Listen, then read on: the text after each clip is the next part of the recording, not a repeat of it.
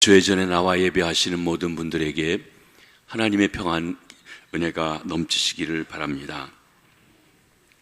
요나서 강의 12번째 시간입니다. 요나가 물고기 뱃속에서 죽음에 직면하여 하나님의 임재를 새롭게 체험하게 되었습니다.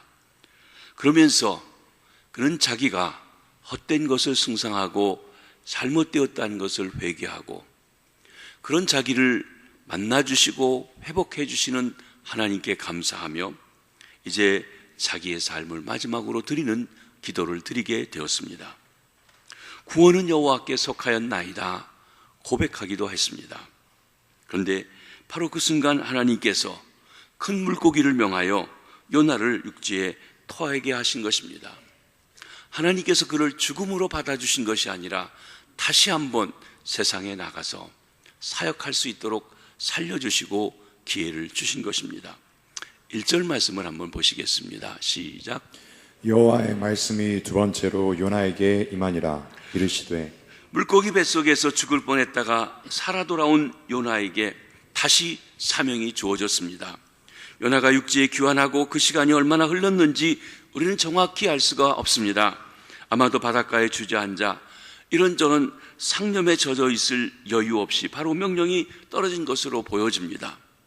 내가 어떻게 살아왔지 하는 순간 하나님께서 또 말씀하신 것입니다. 두 번째로 하나님의 말씀이 그에게 임했습니다.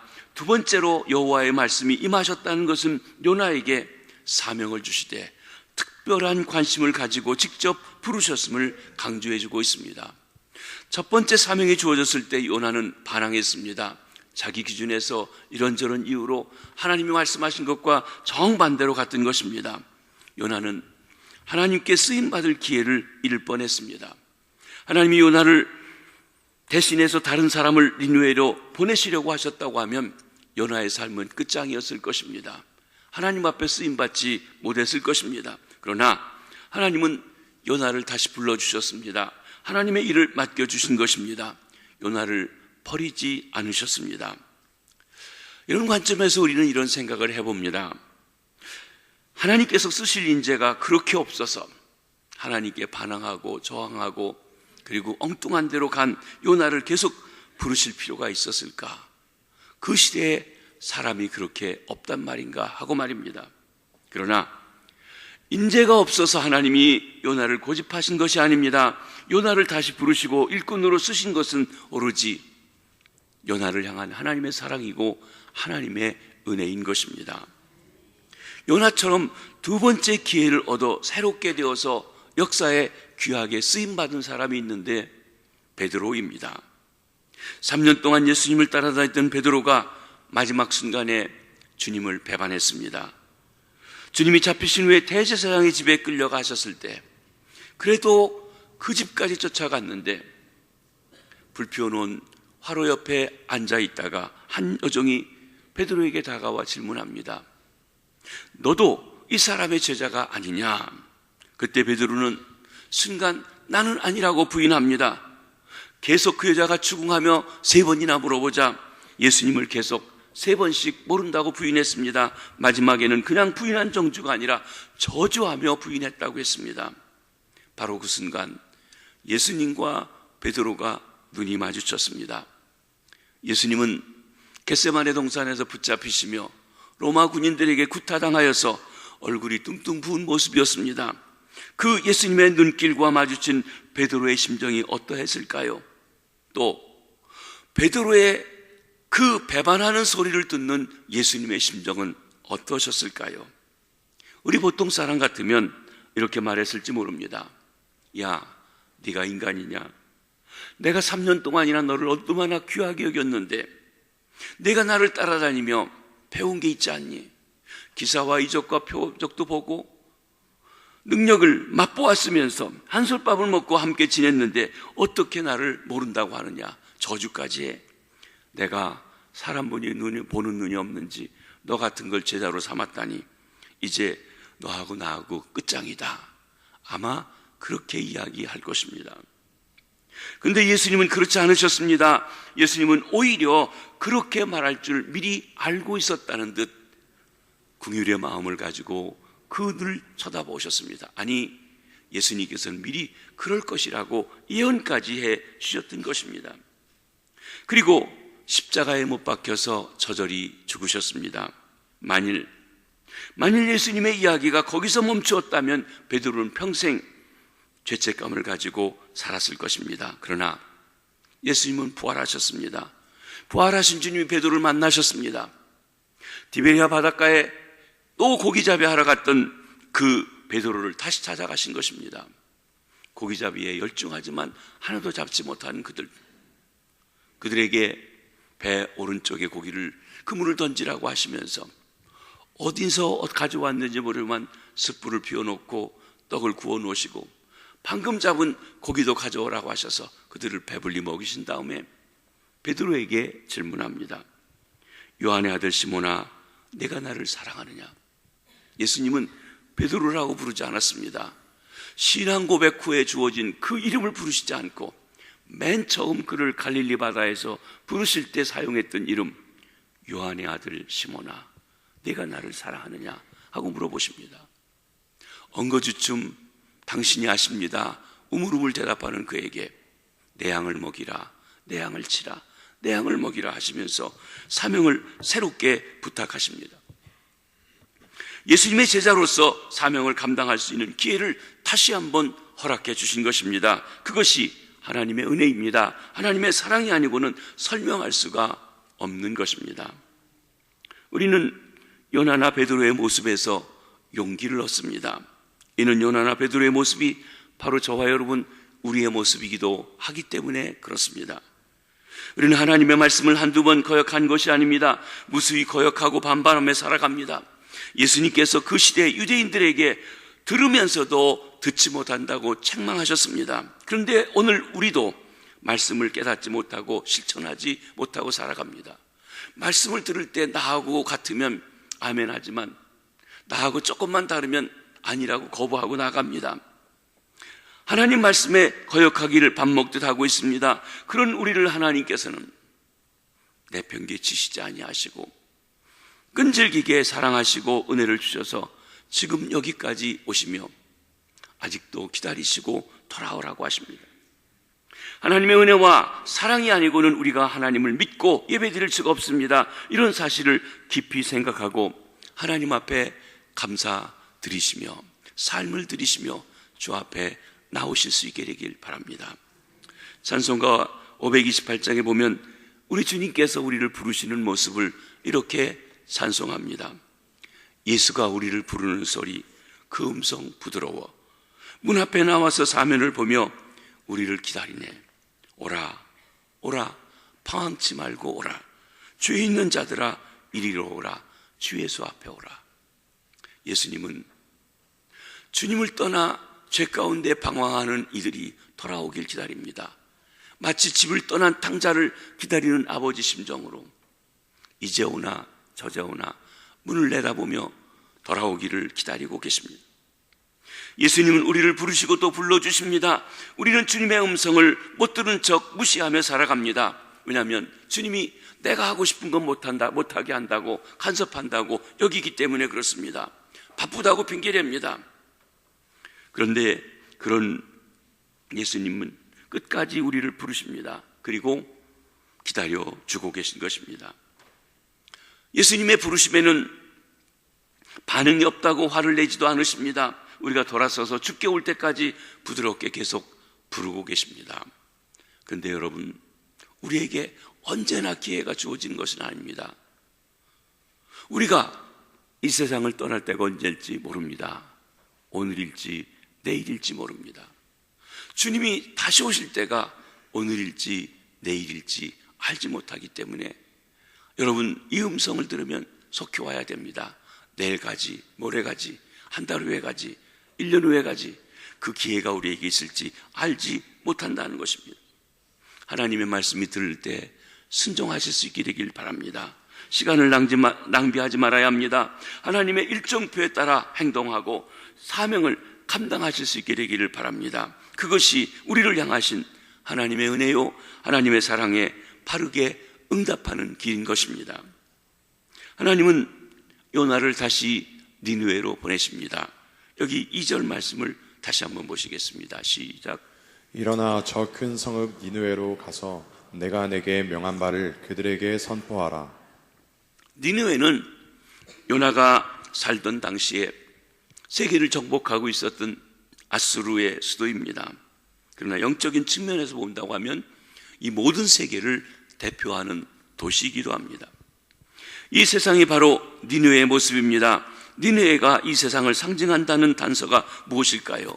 우리는 예수님의 말씀에서 찾아볼 수가 있습니다. 마태복음 12장 41절에 예수님께서는 이 요나의 사역과 예수님의 사역에 대해서 말씀하시면서 이렇게 말씀하십니다. 한번 읽어보십니다. 시작. 심판 때에 니느웨 사람들이 일어나 이 세대 사람들을 정죄하리니 이는 그들이 요나의 전도를 듣고 회개하였음이었거니와 요나보다 더 큰 이가 여기 있으며.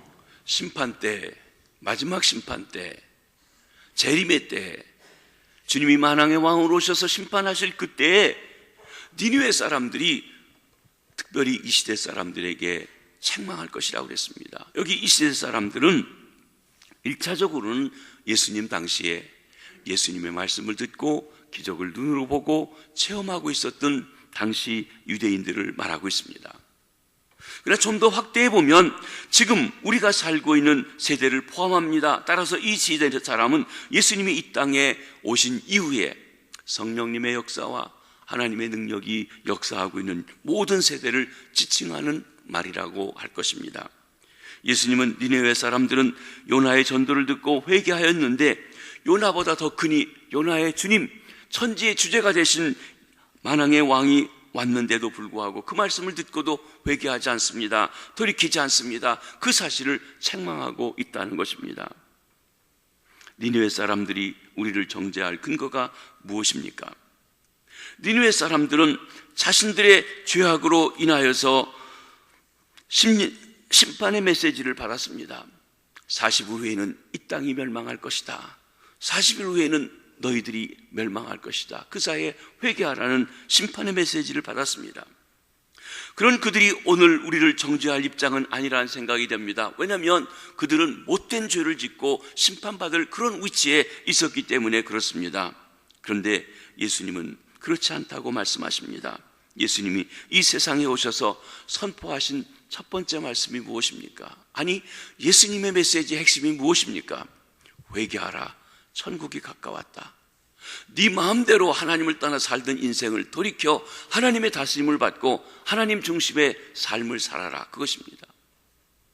예수님의 길을 예비했던 세례요한의 외침의 메시지가 무엇입니까? 회개하라. 천국이 가까웠다. 주님이 임재가 여기 와 있으니 내 마음대로 살던 삶을 돌이켜 예수님을 주인으로 삼고 살아가야 된다라고 외치고 있는 것입니다. 하나님이 니느웨의 회개를 촉구하셨던 것처럼 예수님께서도 온 인류를 향하여 회개를 촉구하십니다. 만왕의 왕이신 주님께서 부르십니다. 너희들이 너희 인생인 것처럼 너희 마음대로 살지 말고 만왕의 왕이신 주님과 함께 그 말씀을 듣고 그의 제자로 이 땅을 살아가야 된다. 그러기 위해서 돌아와라, 회개하라 말씀하시는 것입니다. 40일이란 기간을 주신 그 숫자도 주목해 볼 필요가 있습니다. 하나님은 니느웨가 40일이 지나면 망한다고 하셨습니다. 이 40의 의미가 무엇입니까? 하나님께서 어떤 이유로 40일이 지나면 니느웨가 무너진다고 말씀하시는 것입니까? 왜 40일이라는 기간을 정하셨는지 우리는 특별히 알 수는 없습니다. 다만 성경에 40이라고 하는 숫자가 여러 군데 나오는데 그것을 통해서 볼 때 그 의미가 무엇인지 우리가 짐작할 수 있는 것입니다. 이스라엘 백성들이 애굽에서 해방되어 가나안 땅으로 갑니다.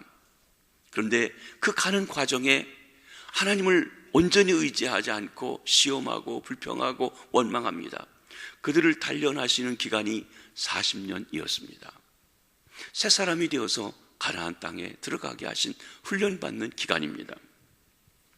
모세가 먼저 하나님의 종으로 그 백성을 애굽에서 하게 하기 위해서 광야에 나가서 양을 치며 어쩌면 무료한 그 시간을 40년을 지내면서 스스로 하나님 앞에 연단받고 준비되는 시간을 가졌습니다.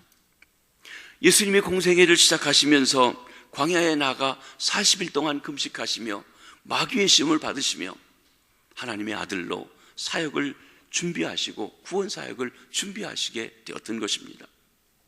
부활하신 주님께서 승천하시기 전 40일 동안 사람들을 찾아가 만나주시며 그들에게 서명을 주시고 자신의 부활의 사건을 증거해 주시고 십자가로 끝난 것이 아니라 부활하여 구원의 역사가 완성되었음을 보여주시는 일을 했던 것입니다. 이렇게 40이라는 숫자는 하나님의 백성을 단련하고 훈련하여 하나님이 쓰시기 위해서 연단하는 기간이라고 볼 수 있는 것입니다. 이 느느웨가 우리에게는 우리 주변의 세상이라고 할 것입니다. 우리가 대한민국 김해에 사니까 니느웨는 김해 땅일 수도 있고 대한민국 땅이라고 넓게 이야기할 수 있는 것입니다. 우리가 살고 있는 이 땅은 하나님의 유황불 심판을 받아 마땅할 만큼 소돔 고모라와 다를 바가 없습니다. 술이 권하고 술에 취해 살고 있는, 술이 아니면 살아갈 수 없는 사회, 음란하고 음탕한 사회, 사치와 향락이 판치는 사회, 동성애도 합법화해서 그들의 권리를 옳다고 주장해주고 또 그렇게 해야 된다고 우리 도덕적인 가치관에서 전혀 맞지도 않는 그런 행위를 뻐젓이 하도록 해주는 사회. 여러분, 소돔 고모라가 멸망한 이유가 동성애 때문이었습니다. 로마가 멸망한 것도 가정의 부패요, 나아가서는 동성애 때문이었습니다. 하나님의 말씀이 그렇다고 하는데도 아니라고 하면서 그런 일들을 지금 거스리고 행하고 있는 사회, 소돔 고모라와 뭐가 다를 바가 있겠습니까? 니느웨, 그런 도시, 하나님의 불을 받아서 40일 후에는 멸망받아도 할 말이 없는 도시, 그 니느웨 저리 가라 할 정도로 깊은 어둠에 깔려 있는 것이 우리가 냉정하게 우리 사회를 돌아볼 때 퍼져 있는 만연된 죄악의 현실입니다. 우리가 주일날 깨끗한 옷을 입고 성경책을 들고 경건한 마음으로 예배당에 와서 예배를 드립니다.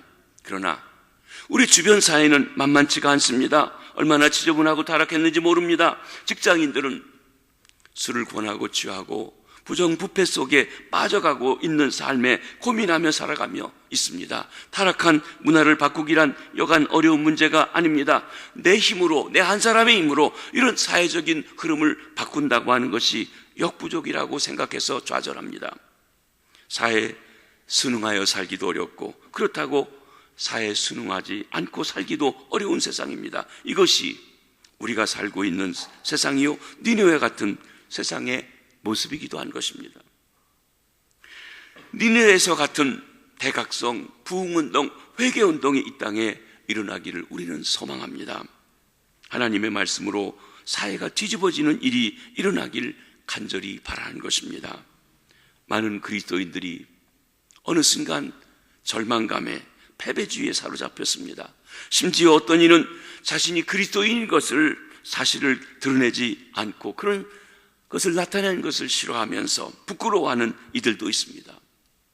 니느웨 같은 이 땅에 회개와 영적 각성의 큰 역사가 일어나기를 우리는 기도해야 할 것입니다. 영적으로, 정신적으로 황무한 대한민국의 부흥이 가능할까요? 우리 조국 대한민국에 회개와 운동이 일어나서 새롭게 될 가능성이 있을까요? 저는 가능성이 있다고 믿습니다. 우리로는 불가능하지만 하나님이 이 민족을 긍휼히 여겨주시고 은혜를 베풀어 주시면 가능하다고 믿습니다. 니느웨가 변화되었듯 대한민국도 변화될 것입니다. 하나님의 말씀이 임한 사람, 하나님이 파송한 사람을 통해서 그 일을 행하실 것입니다. 하나님께서는 이미 그런 일, 부흥을 어느 때인가 준비하고 계실 것입니다. 1907년 평양 장대한 교회를 중심으로 해서 회개운동, 대각성의 운동이 일어나게 하셨던 하나님, 다시 하나님께서 그때를 준비하시고 회개운동, 각성운동을 일으켜 주실 것입니다. 그러기 위해서 우리 교우들이 깨어야 합니다. 이렇게 살아서는 안 됩니다. 새롭게 살아야 합니다. 새 성전에 들어가면 새로워지는 게 아닙니다. 새로워져서 회개하고 깨끗해져서 정결해져서 주님을 사모하는 마음 가운데 들어가서 새 역사를 일으켜 나갈 수 있게 되길 원합니다. 하나님께서 움직이시면 니느웨 같은 대각성 운동이 이 땅에도 일어날 것입니다. 대각성과 회개운동, 구호에 그치는 것 아니고 교회 연합을 통해서 이루어지는 것 아닙니다. 우리 한 사람 한 사람이 하나님의 임재 앞에 서고 말씀 앞에 변화된 사람, 하나님의 사명을 받은 사람, 목숨을 걸고 하나님께서 가서 전하라고 하는 말씀을 전할 수 있는 사람이 있을 때 하나님의 놀라운 은혜의 역사가, 구원의 역사가, 회복의 역사가 일어날 줄로 믿습니다. 두 번째로 하나님의 종은 하나님의 말씀에 순종하며 움직입니다. 하나님의 사람은 하나님의 말씀대로 움직입니다. 3절 상반절의 말씀을 한번 보시겠습니다. 시작. 연호가 여호와의 말씀대로 일어나서 니느웨로 가니라. 여러분, 하나님의 말씀이 첫 번째 임했을 때와 두 번째 임했을 때 변화가 있습니다. 요나가 변화의 증거를 보여줍니다. 여호와의 말씀대로 순종하여 지금 묵묵히 니느웨로 가고 있습니다. 이것이 하나님의 사람의 모습입니다. 이것이 하나님의 종의 모습입니다. 하나님의 명령을 따라 순종하여 움직이는 사람이 하나님의 종입니다. 하나님의 사람입니다. 아담과 하와 에덴 동산에 살았습니다. 파라다이스입니다. 죄가 없던 곳입니다. 원죄의 부패성도 없었습니다. 그런데 그들이 하나님의 말씀대로 따라 움직이지 않았습니다. 아담과 하와의 타락, 하나님의 말씀대로 하지 않았기 때문에 생긴 것입니다. 하나님은 에덴 동산 중앙에 생명나무와 선악을 알게 하는 나무 열매를 주시고 모든 것을 다 먹을 수 있지만 선악을 알게 하는 나무 열매를 먹으면 죽는다고 말씀하셨습니다. 그런데 뱀이 와서 유혹합니다. 미혹합니다. 그럴듯한 말을 합니다. 먹으면 안 죽는다. 하나님처럼 된다. 선택해야 됐습니다. 선택한다는 것은 하나님의 형상, 인격대로 지음받았다는 것입니다. 그런데 하나님 말씀보다도 뱀의 말이 더 사실같이 들려서 그쪽을 선택했습니다. 미혹받아서 하나님의 불순종했습니다. 하나님을 불신했습니다. 오히려 마귀의 말을 듣게 되었습니다. 그렇기 때문에 하나님 말씀에 불순종하여 따먹은 것이 죄를 가져왔습니다. 죄가 사망을 가져왔습니다. 인간에게 불행을 가져오게 되었습니다. 그 문제를 해결하시기 위해서 여자의 후손인 예수님이 오셔야 됐고, 그리고 그 문제를 십자가에서 부활로 해결하신 것입니다. 인류 역사는 그렇기 때문에 두 길로 가고 있습니다. 하나는 하나님을 향한 고난의 길이지만, 순례의 길이지만, 좁은 길이지만 생명의 길로 가는 사람이 있고, 세상을 향한 타락의 길, 마귀에게 이용당하여서 속아서 그리고 편안하고 넓은 길로 가는 길 있다는 것입니다. 종착역은 다릅니다. 한쪽은 하나님과 함께 영원히 살아가는 천국으로 가지만 한쪽은 패망하여 멸망하여 지옥 꺼지지 않는 불 속에 들어가게 되는 것입니다. 그렇습니다. 이 사이에서 고뇌하고 방황하고 좌절하고 나아가는 것이 우리 인생들의 갈등인 것입니다. 그리스도인들도 그렇습니다. 요나가 니느웨를 향하여 발걸음을 옮길 수 있었던 것은 적어도 니느웨에 대한 두려움을 극복했다는 증거입니다. 죽음의 고비를 넘겼던 요나, 죽음의 문턱까지 갔던 요나, 스올의 뱃속에 들어갔던 요나는 이 세상을 마치 돔으로 사는 심정이었습니다. 요나는 하나님의 능력을 체험했습니다. 그리고 구원이 여호와께 속해 있음을 고백했던 것입니다. 그를 죽일지도 모르는 아수르의 심장인 그 니느웨까지 가는 것입니다. 목숨을 걸고 갑니다. 그렇습니다. 하나님의 임재를 뼈저리게 경험한 요나는 하나님께서 그와 함께 니느웨로 가신다는 확신이 생겼습니다. 그래서 하나님 말씀대로 일어나 니느웨로 향해 가게 되었던 것입니다. 여러분, 여러분의 니느웨는 어디입니까? 그 사람한테 복음을 전하기가 두려워서 못하고 있는 니느웨. 그런 복음을 전했다가는 벼락이 떨어질 것 같고 야단을 맞을 것 같고 쫓겨날 것 같고 한 니느웨 어디입니까? 며느리 여러분, 여러분이 시어머니, 시아버지가 아니십니까? 자녀 여러분, 여러분의 부모님들이 혹 니느웨가 아니십니까? 두려워서 오히려 말을 못하고 있지 않냐는 것입니다. 여러분의 직장의 상사가 아니십니까? 때로 우리 주변에 바로 그런 니느웨가 있습니다. 그런데 하나님의 말씀대로 움직이는 삶의 모범을 보인 것을 우리는 사도 바울에게서도 발견할 수 있습니다. 사도 바울은 자신의 열정, 자신의 확정, 자신 나름대로의 하나님을 아는 그 믿음을 가지고 나름대로 열심히 종횡무진 살았던 사람이었습니다. 그런데 부활하신 예수님을 만난 후에, 자기가 이단자라고 생각했던 그 주님을 만난 후에, 아니 부활하신 주님이 찾아준 후에 예수님의 지시와 명령대로 움직이는 사람으로 변화되었습니다. 예수님의 만나는 체험을 통해서 육에 대해서는 죽고 영으로 사는 사람으로 변화되었습니다. 그리고 예수님께서 가라고 하면 가고 서라고 하면 서는 말씀대로 순종하는 사람이 되어서 복음을 땅끝까지 증거하고 성경에, 신약 성경에 거의 반에 해당하는 13권이나 기록하는 귀한 사람으로 쓰임받게 된 것입니다. 요나가 하나님의 말씀대로 니느웨로 갔기 때문에 니느웨 성에 변화가 일어났습니다. 하나님의 말씀대로 순종하여 움직이는 일이 중요한 것입니다. 그래야 하나님의 뜻이 이루어집니다. 하나님의 역사가 이루어지게 되는 것입니다. 신약 성경 야고보서 2장 26절에 야고보 사도가 이렇게 말씀하십니다. 한번 보시겠습니다. 시작. 영혼 없는 몸이 죽은 것 같이 행함이 없는 믿음은 죽은 것이니라. 여러분, 어떻게 죽어 있는 믿음이 있을 수 있습니까? 죽은 믿음이라고 하는 것은 무엇입니까? 죽은 사람은 반응이 없습니다. 여러분, 죽은 사람한테 욕해 보십시오. 반응이 있습니까? 없습니다. 죽은 사람을 발길로 차보십시오. 반응이 있습니까? 없습니다. 그렇습니다. 야고보 사도는 하나님의 말씀을 듣고도 반응이 없는 사람, 움직임이 없는 믿음, 죽은 믿음이라는 것입니다. 믿음이 있다고는 하지만 말씀을 들어도 한쪽 귀로 듣고 한쪽 귀로 흘리고 있다면 죽은 믿음일 수 있다는 것입니다. 살아있는 물고기는 발짝발짝 뛰지만 죽은 물고기는 움직임이 없습니다.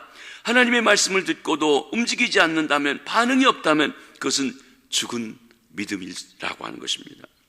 하나님의 말씀에 내 마음이 움직이고 내 입술이 움직이고 내 발길이 움직이면 우리의 믿음은 살아있는 것입니다.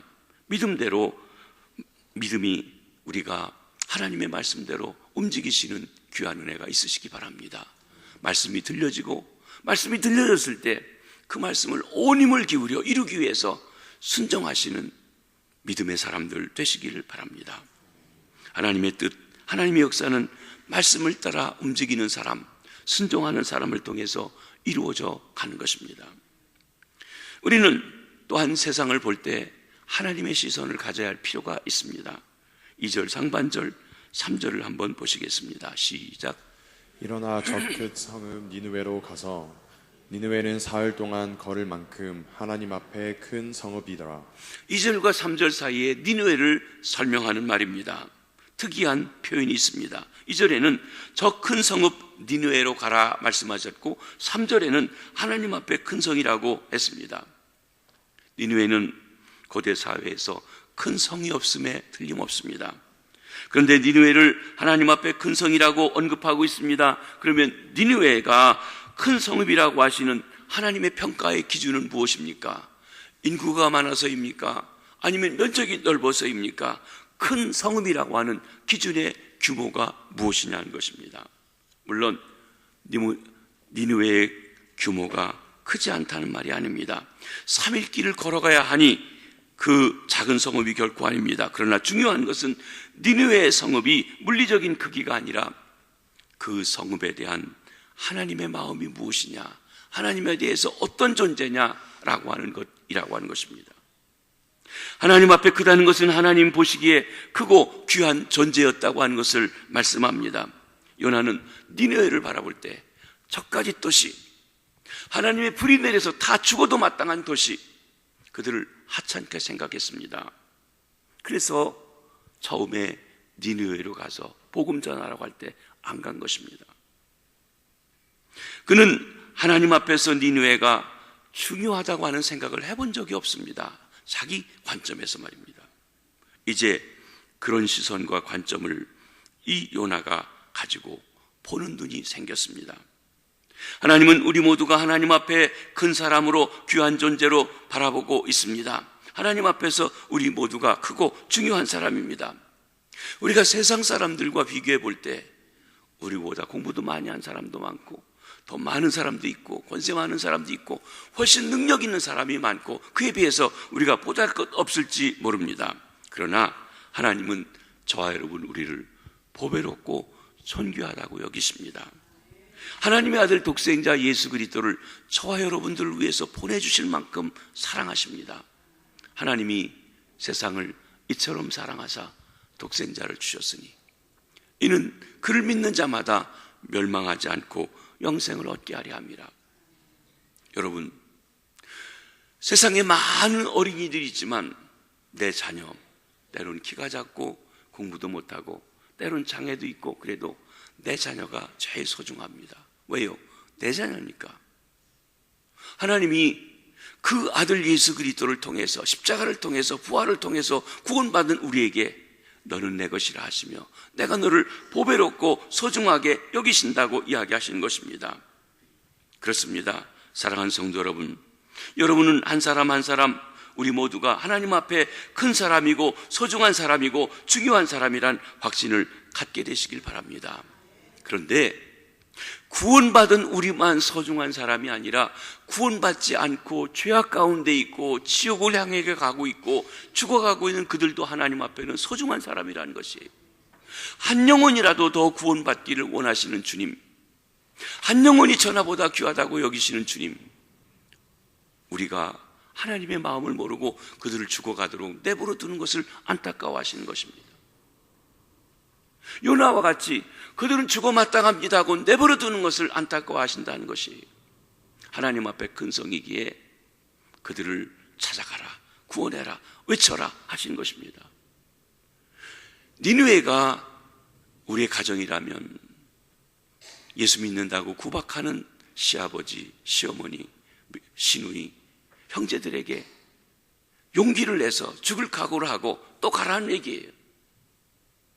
김해 시민들, 여러분, 한국의 기독교 복음화율이 25%쯤 된다고 4분의 1이라는데 10% 이하니까 다른 지역보다 훨씬 마음이 완악하고 우상을 좋아하고 섬기고 있습니다.